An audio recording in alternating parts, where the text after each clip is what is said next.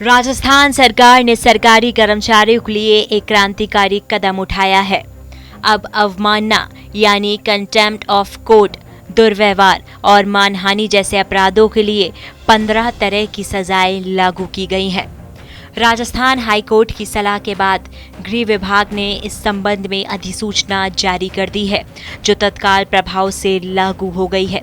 ये नई व्यवस्था भारतीय न्याय संहिता BNS 2023 के तहत तैयार की गई है, जिसमें जेल के विकल्प के रूप में सामुदायिक सेवा को बढ़ावा दिया गया है।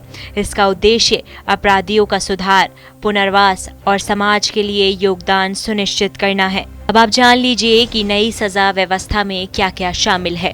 नई अधिसूचना के तहत सरकारी कर्मचारियों को बिना वेतन के सामुदायिक सेवा में शामिल किया जाएगा। ये सजा जेल की सजा के स्थान पर या उसके साथ दी जा सकती है। सामुदायिक सेवा की अवधि 8 से 244 घंटे तक निर्धारित की गई है। इसमें निम्नलिखित कार्य शामिल हैं: शैक्षिक संस्थानों में योगदान, यानी स्कूल या कॉलेज में सफाई, लाइब्रेरी, प्रयोगशाला और खेल मैदान की देखभाल।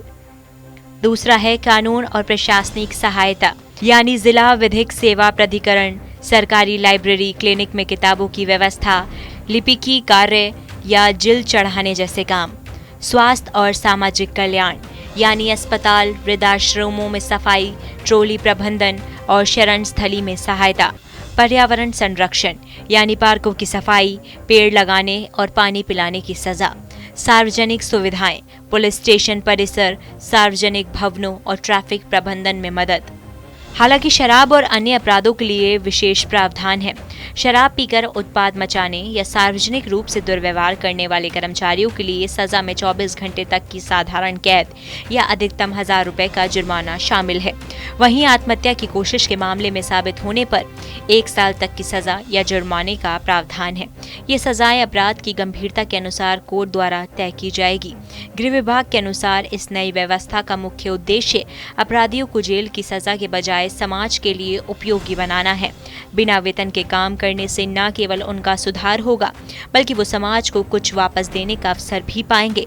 ये कदम राजस्थान को अपराधियों के पुनर्वास में एक मॉडल राज्य के रूप में स्थापित कर सकता है। साथ ही ये व्यवस्था अन्य राज्यों के लिए भी प्रेरणा बन सकती है। कानूनी विशेषज्ञों का मानना है कि ये कदम पारंपरिक सजा प्रणाली में सुधार का एक सकारात्मक प्रयास है।